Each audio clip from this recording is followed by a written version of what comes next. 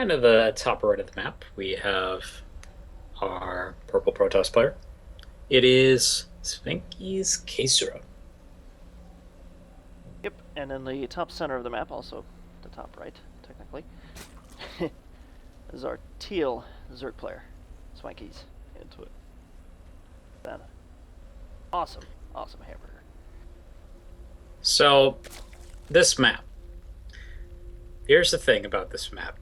There are kind of two really irritating features of this map, and first is just how close by air these two bases are. You spawn with the Terran, there's a giant chance he's going to float over your base and just start building a planetary fortress next to you because he can do that real easily.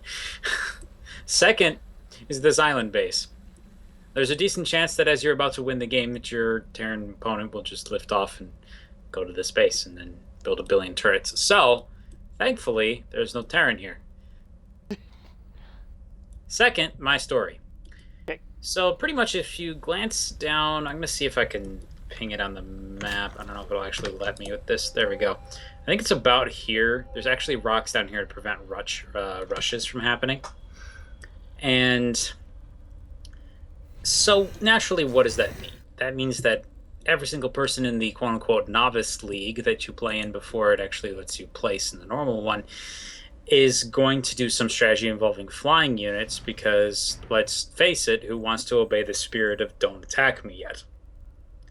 Absolutely nobody. Which meant that dominant strategies were DT drops, mass Viking, and silly stuff like planetary rushes. So the first time I played on this map, my opponent lifted off with his planetary and landed next to my Nexus and started building a base there.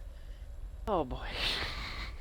So I did the natural thing that any person who doesn't know how to defend this does, and he tries to stop it from building.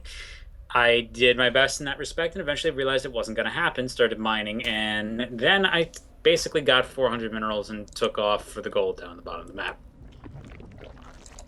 And then it turned into a very long game, and that was kind of like my first lesson in the reality that just because somebody does something wacky and weird at the beginning does not mean the game will actually end very fast. But otherwise, for this game, it doesn't look as if we're seeing anything particularly unusual. You'll notice, though, that the natural and the main are incredibly far apart. And then the third is even farther apart from that. So this is not a map that a lot of Zergs are fans of with the current setup. Very understandable. They like to have that connected by creep.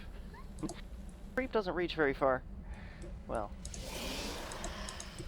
sucks as a Protoss as well. For sure. And it looks like Case is hitting on something that would not have been possible at the time when this was played. This was back in the days of Wings of Liberty. And that is, of course, Oracle rushes would be insane on this map. Oh, he is dropping a Stargate, indeed. Double gas. Highly effective. Two links poking away at the forward pylon down here, right outside the wall. Now, this is always a little bit irritating. I mean, you want to get in there quick with the Oracles and do damage, but it's good to have a fallback plan, the ability to push a little bit more later. Losing the first pylon is never appreciated. But it's also at the same time kind of half expected. I mean, both Zergs are going to look around their base. They don't find it cool. If they do, whatever. You expect it. Oracle in about T minus 5 seconds here. So the thing is, Oracles tend to hit, I think, between 630 and perfectly on normal size maps. On this one, it's going to hit at about 6 minutes. So I'm pretty sure our Zerg's ability to defend this is going to be pretty much just reliant on this Queen, which is immediately going to get attacked.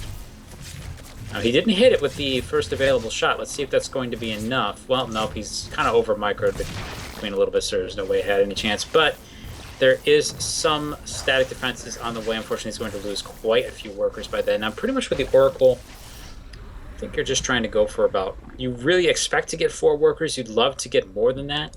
And Case has basically gotten as many as you can. Picked up 7 before it ran out of energy. He's going to head home as the Spore Crawler finally finishes. Or he's trying to swing out some parts of the map, maybe. 2 Oracles. They're going to find the forward pylon, run away because Zealots don't feel very good.